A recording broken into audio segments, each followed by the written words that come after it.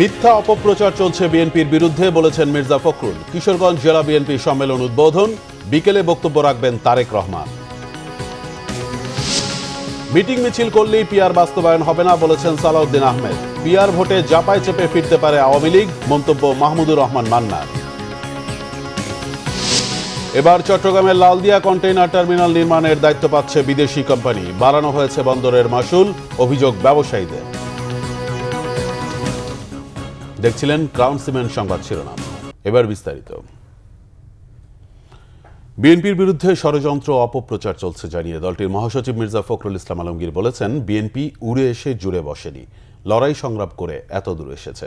শনিবার দুপুরে কিশোরগঞ্জ জেলা বিএনপির ত্রিবার্ষিক সম্মেলনের উদ্বোধন করে মহাসচিব কথা বলেন। তিনি বলেন, নতুন জন্ম নেয়া ও ৭১-এর মুক্তিযুদ্ধে ভিন্ন অবস্থান নেয়া রাজনৈতিক দলও বিএনপির বিরুদ্ধে ষড়যন্ত্র করছে।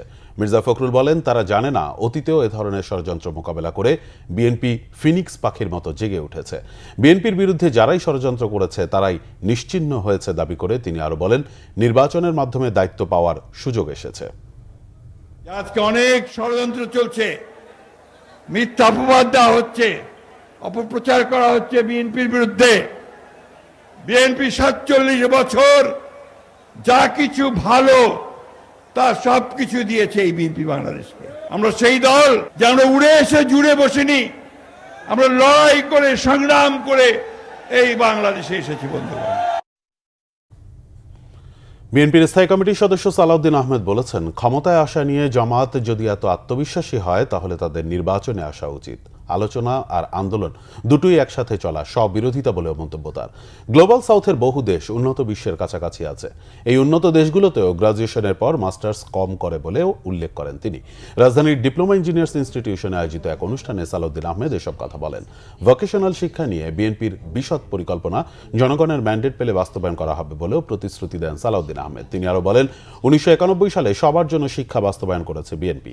দেশে ভালো যে কোনো কিছুর সূচনা বিএনপির হাত ধরেই হয়েছে বলেও দাবি তার।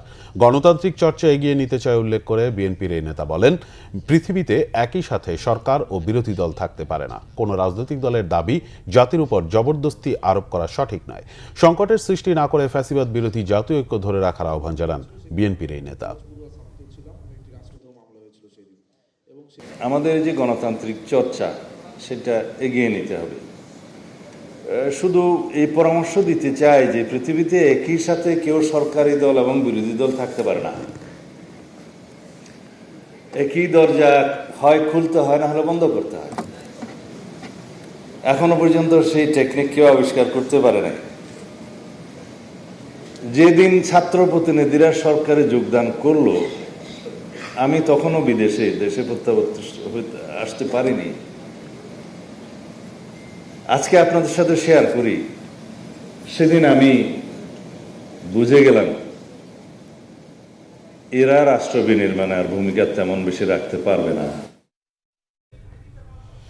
৩ রাজনৈতিক দলের নেতাদের নিয়ে প্রধান উপদেষ্টার যুক্তরাষ্ট্র সফরে ঐকমত্য তৈরি হবে এমনটি বলার সুযোগ নেই বলে মন্তব্য করেছেন নাগরিক ঐক্যের সভাপতি মাহমুদুর রহমান মান্না। আগামী জাতীয় নির্বাচনে ছাত্র সংসদের নির্বাচনের প্রভাব নিয়ে ডিবেট ফর ডেমোক্রেসির ছায়া সংসদ অনুষ্ঠানে তিনি কথা বলেন। মান্না বলেন, ডাকসু নির্বাচন জাতীয় নির্বাচনের ফলাফল বদলে দেবার মতো তেমন কোনো প্রভাব ফেলবে না। বলেন, পিআর নিয়ে বিতর্ক থাকলেও জুলাই সনদ বাস্তবায়ন করা দরকার। বিষয়টি নিয়ে বিএনপি ও জামায়াত দুপক্ষের সাথে আলোচনার সুযোগ রয়েছে। নাগরিক ঐক্যের সভাপতি বলেন, নির্বাচনের আরও 5 মাস বাকি আছে, তাই ভোটে অনেক ফ্যাক্টর হতে পারে বা নাও হতে পারে। দেশের মানুষ চায় সামগ্রিক রাজনীতির একটা পরিবর্তন। মান্না বলেন, আওয়ামী লীগের ভোট কোন দিকে যাবে সেটি নির্ভর করে এলাকা ভেদে। এবারের নির্বাচন ভবিষ্যতের জন্য শিক্ষা হবে বলেও মন্তব্য করেন তিনি। প্রধান উপদেষ্টার কোনো বিশেষ সাংবিধানিক আদেশ দেওয়ার ক্ষমতা নেই, এটা বিএনপি বলছে। এটারও আমরা নিষ্পত্তি করতে পারবো। এই জন্যে মনে করছি যে এই প্রবলেমের সলিউশন হবে প্রফেসর ইউনূস আসবার পরে। আবারও আমরা এই মতৈক্য কমিশন নিয়ে বসবো এবং মতৈক্য কমিশন আমাদের ডাকবে। এর মধ্যে আমরা নিজেরা কথাবার্তা বলে সেটেল করব। এই কারণে আমেরিকাতে সেটেলমেন্টের ব্যাপার না, সেটেলমেন্টটা এইখানেই হবে, এটা আমি কনফিডেন্টলি বলছি। আমেরিকার ট্রাম্প সাহেব বসে কিছু বললেও ওইখানে মেনে আসলে এখানে হচ্ছে না। এখানে পার্টিগুলো যদি না মানে তাহলে কীভাবে করবেন? অতএব যারা মনে করছেন যে আমেরিকা ওই জন্য গেছে, এরকম না। প্রফেসর ইউনূস কি খেয়ালের বসে 3 জনকে ডেকেছেন তাও বুঝি না। প্রধান উপদেষ্টা বাংলাদেশের জন্য পরিষ্কার ও সাশ্রয়ী বিদ্যুৎ জ্বালানি সমাধানের উপর জোর দিয়েছেন। প্রধান উপদেষ্টা টেকসই অর্থনৈতিক উন্নয়নের জন্য পরিষ্কার, নিরাপদ এবং আরও সাশ্রয়ী বিদ্যুৎ জ্বালানি খাত গড়ে তোলার উপর গুরুত্ব আরোপ করেন। বৃহস্পতিবার সন্ধ্যায় অ্যানথ্রোপোসেন ইনস্টিটিউশনের চেয়ারম্যান কার্ল পেজ এবং তার সহকর্মীদের সাথে একটি ভার্চুয়াল সম্মেলনে কথা বলার সময় অধ্যাপক ইউনুস বলেন, বিশ্বের সবচেয়ে ঘনবসতিপূর্ণ এবং জলবায়ু সংবেদনশীল দেশগুলোর মধ্যে একটি বাংলাদেশ জীবাশ্ম জ্বালানির উপর যার দীর্ঘস্থায়ী নির্ভরতা চালিয়ে যেতে পারে না। অধ্যাপক ইউনুস বলেন, বড় আকারে সৌরশক্তি স্থাপন সহ পরিষ্কার শক্তির বিকল্পগুলো বিবেচনা করার সময় এখন বাংলাদেশের। কার্ল পেজ নতুন প্রজন্মের পারমাণবিক প্রযুক্তি এবং হাইব্রিড সিস্টেমের সাম্প্রতিক অগ্রগতির কথা তুলে ধরেন, যা নির্ভরযোগ্য শূন্য কার্বন শক্তি সরবরাহ করে। অধ্যাপক ইউনুস স্বীকার করেন যে অন্তর্বর্তীকালীন সরকার সম্প্রতি সৌরশক্তি গ্রহণ ত্বরান্বিত করার লক্ষ্যে একটি নতুন জাতীয় বিদ্যুৎ নীতি চালু করেছে। চট্টগ্রামের লালদিয়া কন্টেইনার টার্মিনাল নির্মাণের দায়িত্ব বিদেশি কোম্পানির হাতে তুলে দিতে যাচ্ছে সরকার। এ বিষয়ে চুক্তির জন্য ডেনমার্ক ভিত্তিক প্রতিষ্ঠান মার্কস লাইনের সাথে আলোচনাও প্রায় চূড়ান্ত। শেষ মুহূর্তের দর কষাকষি শেষ হলে টার্মিনাল পরিচালনার কাজ পাবে বিদেশি অপারেটর এপি মোলার। এই সিদ্ধান্তের সাথে চট্টগ্রাম বন্দরের 41% চার্জ বৃদ্ধির হিসাব মেলাচ্ছেন ব্যবসায়ীরা। তাদের অভিযোগ, বিদেশিদের বাড়তি সুবিধা দিতে বাড়ানো হয়েছে বন্দরের মাশুল। জিয়াউল হক সবুজের রিপোর্ট। চট্টগ্রামের কর্ণফুলী নদীর তীরে লালদিয়ার চরে নির্মাণ হতে যাচ্ছে অত্যাধুনিক এলসিটি টার্মিনাল। চট্টগ্রাম বন্দরের সক্ষমতা বাড়ানোর অংশ হিসাবে এরই মধ্যে 2 দফায় 39 একর জায়গা বরাদ্দ দিয়েছে চট্টগ্রাম বন্দর কর্তৃপক্ষ। লালদিয়ার টার্মিনাল হবে পিপিপির ভিত্তিতে, আর তাই পিপিপির নিয়োগ দেয়া আইএফসির পরামর্শেই চলতি সপ্তাহেই চূড়ান্ত সিদ্ধান্তের পথে বন্দর কর্তৃপক্ষ। সবকিছু ঠিক থাকলে এপি মোলারের সঙ্গে বন্দরের পরিচালনায় যুক্ত হতে যাচ্ছে এদেশের লোকাল পার্টনার ক্ষমতাচ্যুত প্রধানমন্ত্রী শেখ হাসিনার ঘনিষ্ঠজন নুরুল কাইয়ুম খানের প্রতিষ্ঠান কিউএনএস টার্মিনাল সার্ভিসেস। একটা ফরেন অপারেটর এখানে আমাদের এই টার্মিনালটা বানাবে, সেটা হচ্ছে এপিএম টার্মিনাল। কনস্ট্রাকশনের কাজটা কারা করবে না করবে সেটা পরবর্তীতে, আপাতত তাদের সাথে আমাদের একটা চুক্তি হবে। এটা ট্রানজাকশন অ্যাডভাইজার অলরেডি রিপোর্ট দিয়ে দিচ্ছে এবং সেটার উপরে নেগোসিয়েশন কার্যক্রম চলমান আছে। সেই নেগোসিয়েশন শেষ হলেই তাদের সাথে আমাদের একটা ফর্মাল চুক্তি হবে। যারা নির্মাণ করবে এরাই তো টার্মিনাল এটা বিউটি ভিত্তিতে পরিচালনা করবে, ওরা বিল্ড করবে, ওরা অপারেট করবে এবং একটা সার্টেন পিরিয়ডের পরে সেটা আবার হ্যান্ড ওভার করবে। উন্নত যন্ত্রপাতি ও প্রযুক্তি ব্যবহারের আশায় বন্দরটিতে বিনিয়োগের পরিকল্পনা রয়েছে প্রায় $80 কোটি। তবে এ খবরে খুব একটা সন্তুষ্ট নন ব্যবসায়ীরা। তাদের অভিযোগ, ভালো অঙ্কের মুনাফা করার পরও শুধু ডিপি ওয়ার্ল্ড বা এপি মুলারকে বাড়তি সুবিধা দিতেই বাড়ানো হয়েছে বন্দরের সেবার মাশুল। হয়তো বিদেশি কোম্পানিরা নিবে, তারা নেওয়ার পরে রেট বাড়লে এটা খারাপ দেখাবে, এখন থেকে আগের থেকে রেট বাড়ায় দিলে তাদের জন্য সুবিধাটা হবে এবং তারা হয়তো আগের রেটে কাজ করতে আগ্রহী না, এরকমও আমরা শুনতে পাচ্ছি। এখন কি কারণে রেটটা বাড়ানোর প্রস্তাবনাটা আসলো? কারণ আগে যারা হ্যান্ডেল করতো তারা তো রেট বাড়ানোর কোনো প্রস্তাবনা দেয় নাই, এখন তো নেভি সরকার চালাচ্ছে। এখন রেট বাড়ানোটা আসলে আমি কোনো যৌক্তিক কারণ খুঁজে পাই না। আর এর কারণে জিনিসপত্রের খরচ বাড়বে, ইম্পোর্টের খরচ বাড়বে, এক্সপোর্টের খরচ বাড়বে। গত আওয়ামী লীগ সরকারের সময়ের মতো বিশেষ কোনো গোষ্ঠীকে বিশেষ সুবিধা পাইয়ে দেওয়ার পরিকল্পনা বাদ দিয়ে স্বল্প মূল্যে দ্রুত সেবা দিতে সক্ষম প্রতিষ্ঠানকে লালদিয়ার দায়িত্ব দেওয়ার তাগিদ আমদানি রপ্তানিকারক প্রতিষ্ঠানগুলোর। জিয়াউল হক সবুজ, বাংলা ভিশন, ঢাকা। রাজধানীর যাত্রাবাড়িতে একটি বাসায় এসি বিস্ফোরণে একই পরিবারের 4 জন দগ্ধ হয়েছেন। যাত্রাবাড়ির ধলপুরের লিচুবাগান এলাকায় দুর্ঘটনা ঘটে। আহতরা হলেন তুহিন হোসেন, তার স্ত্রী ইভা আক্তার এবং তাদের 2 ছেলে তানভীর ও তাওহিদ। শুক্রবার রাত 1:30টার দিকে বিস্ফোরণ ঘটে। পরে তাদের উদ্ধার করে জাতীয় বার্ন ও প্লাস্টিক সার্জারি ইনস্টিটিউটের জরুরি বিভাগে নিয়ে ভর্তি করা হয়।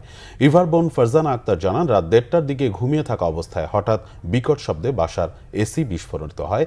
এতে আমার বোন, তার স্বামী ও তাদের 2 ছেলে দগ্ধ হয়ে জাতীয় বার্ন ও প্লাস্টিক সার্জারি ইনস্টিটিউটের আবাসিক চিকিৎসক ডাক্তার শাওন বিন রহমান সাংবাদিকদের জানিয়েছেন, দগ্ধদের মধ্যে তুহিনের শরীরের 47%, তার স্ত্রী ইভার 15%, ছেলে তানভীরের 40% ও আরেক ছেলে তাওহিদের 8% দগ্ধ হয়েছে। এদের মধ্যে 3 জনের অবস্থা আশঙ্কাজনক। সাতক্ষীরায় পাওয়ার গ্রিড লাইনে আগুনের ঘটনায় জেলা জুড়ে বন্ধ রয়েছে বিদ্যুৎ সরবরাহ। এতে ব্যাহত হচ্ছে মিল, কারখানা, ব্যবসা প্রতিষ্ঠান ও দৈনন্দিন কাজকর্ম। প্রত্যক্ষদর্শীরা জানান, সকাল 11টার দিকে সদর উপজেলার জিনারপোতা এলাকায় পাওয়ার গ্রিড লাইনের একটি ট্রান্সফরমার হঠাৎ করে বিস্ফোরিত হয়ে আগুন ধরে যায়। খবর পেয়ে ফায়ার সার্ভিসের 2টি ইউনিট ঘটনাস্থলে পৌঁছে 1 ঘণ্টার চেষ্টায় আগুন নিয়ন্ত্রণে আনে, তবে এতে কোনো প্রাণহানির ঘটনা ঘটেনি। সাতক্ষীরা গ্রিড লাইনের ইনচার্জ রাসেল ইসলাম জানান, ট্রান্সফরমার বিস্ফোরণের কারণে পুরো জেলার বিদ্যুৎ সরবরাহ বন্ধ হয়ে গেছে। দ্রুত সরবরাহ স্বাভাবিক করতে চেষ্টা করা হচ্ছে। সাতক্ষীরা ফায়ার সার্ভিসের ওয়ারহাউস পরিদর্শক নুরুল ইসলাম জানান, প্রাথমিকভাবে ধারণা করা হচ্ছে ট্রান্সফরমার ওভারহিট বা বৈদ্যুতিক শর্ট সার্কিট থেকেই এ আগুনের সূত্রপাত হয়েছে। এবার কেন্দ্রীয় ছাত্র সংসদ নির্বাচনের দাবি দেশের দক্ষিণাঞ্চলের প্রাচীনতম শিক্ষা প্রতিষ্ঠান বরিশালের ব্রজমোহন বিশ্ববিদ্যালয় বা বিএম কলেজের শিক্ষার্থীদের 1 সপ্তাহের আলটিমেটাম দিয়ে নির্বাচনের রূপরেখা ঘোষণার দাবি জানিয়ে স্মারকলিপি দিয়েছে ছাত্র শিবির এবং ইসলামী আন্দোলন। নির্বাচনের বিষয়ে সহযোগিতার আশ্বাস দিয়েছেন অধ্যক্ষ। বরিশাল থেকে শাহিন হাসানের তথ্য ছবিতে ডেস্ক রিপোর্ট। 2003 সালে ব্রজমোহন বিশ্ববিদ্যালয় কলেজ ছাত্র সংসদ নির্বাচনের পর আর কোনো নির্বাচন হয়নি কলেজটিতে। জরাজীর্ণ বাকসু ভবন। তবে আওয়ামী লীগ সরকারের সময় 3 মাসের জন্য কর্মপরিষদ গঠন করে তা দিয়ে কয়েক বছর পার করেছে তৎকালীন বিএম কলেজ ছাত্রলীগ। এখানে ফার্স্ট ইয়ার এবং সেকেন্ড ইয়ার, থার্ড ইয়ারের একজন ছাত্র অথবা ছাত্রী তার প্রাপ্য সিটটা পাচ্ছে না। ভর্তির সময় সাধারণ শিক্ষার্থীদের কাছ থেকে একটা অংশ কেটে নেওয়া হয় ফি, ছাত্র সংসদ বাবদ, কিন্তু এই অংশটা কোথায় যায়, কোথায় ব্যবহার হয়, এটা আদৌ আমরা এখন পর্যন্ত জানতে পারি নাই। আমরা আশা করি যে এই যে ডাকসুর ধারাবাহিকতা বজায় রেখে প্রত্যেকটা ক্যাম্পাসে বাংলাদেশে এই যে ছাত্র সংসদ নির্বাচনটা চালু হবে। এদিকে নির্বাচনের রূপরেখা ঘোষণার দাবিতে 1 সপ্তাহের আলটিমেটাম দিয়ে বিএম কলেজ অধ্যক্ষ বরাবর স্মারকলিপি দেওয়া হয়েছে। সবার আগে আমরা এখানে দাবি তুলেছি বাকসু নির্বাচনে, বাকসুর যে গঠনতন্ত্র প্রণয়ন এবং গঠনতন্ত্র সংশোধন করে দ্রুত সময়ের মধ্যে এখানে বাকসু নির্বাচনের রোডম্যাপ দেওয়া জরুরি বলে আমরা মনে করছি। কলেজ প্রশাসন যদি তার জায়গায় আন্তরিক থাকে, শিক্ষার্থীরা তাদের পাশে আছে, ইনশাল্লাহ এই বিএম কলেজেও অবাধ সুষ্ঠু একটি শিক্ষার্থী বান্ধব ছাত্র সংসদ নির্বাচন উপহার দেওয়া সম্ভব। সকল সংকট, আপনি একটা দুইটা এরকম বললে আমি কয়েকটা বলতে পারবো। এই সকল সংকটগুলো ছাত্রদের প্রতিনিধিত্ব যারা করতে পারবে, যদি করতে পারে, তারা এই সকল সমস্যাগুলো সমাধানে কাজ করতে পারবে। তবে ডাকসু নির্বাচনে অনিয়ম কারচুপি দেখে বাকসু নির্বাচনে গরজ কম ছাত্র দলের। বাকসুতে যেভাবে ইলেকশন প্রশ্নবিদ্ধ দেখেছি, এটা ছাত্র সমাজ, সারা বাংলার ছাত্র সমাজ হতাশ, তার পাশাপাশি বিএম কলেজের ছাত্র সমাজও হতাশ হয়েছে বলে আমরা বিশ্বাস করি। তো আমরা এই ধরনের কোনো প্রহসন নির্বাচন বিএম কলেজে হোক, এটা আমরা চাই না। অধ্যক্ষের পাশাপাশি প্রশাসনের কাছ থেকেও সহযোগিতার আশ্বাস মিলেছে। ছাত্ররা দাবি করেছে, আমি সক্রিয়ভাবে চিন্তা করছি, আমাদের অন্য সব ছাত্রদের সাথে বসে আলাপ আলোচনা করে এরপরে এখানকার স্থানীয় প্রশাসন, আইনশৃঙ্খলা বাহিনী, কারণ একটা ইলেকশন উঠাতে গেলে তো সবার সহযোগিতা দরকার, তাদের সঙ্গে পরামর্শ করে তারপর আমরা একটা সিদ্ধান্ত নেব। ওখানকার প্রশাসন যদি মনে করে যে না, তাদের ওখানকার বাকসু নির্বাচন তাদের দরকার বা করা দরকার, তাহলে আমাদের কাছে অবশ্যই তারা যোগাযোগ করবে। যোগাযোগ করলে আমাদেরকে সিকিউরিটির জন্য চিঠি দিলে আমরা অবশ্যই ব্যবস্থা নিতে বাধ্য। বিএম কলেজে শিক্ষার্থী 27,000-এর বেশি। শিক্ষা ও শিক্ষার্থীদের স্বার্থ সংশ্লিষ্ট দাবি আদায়ে নির্বাচনের মাধ্যমে ছাত্র প্রতিনিধি চান তারা। শাহিন হাসান, বাংলা ভিশন, বরিশাল। সংবাদ শেষ করব ক্রাউন সিমেন্ট শিরোনামগুলো আরেকবার জানিয়ে।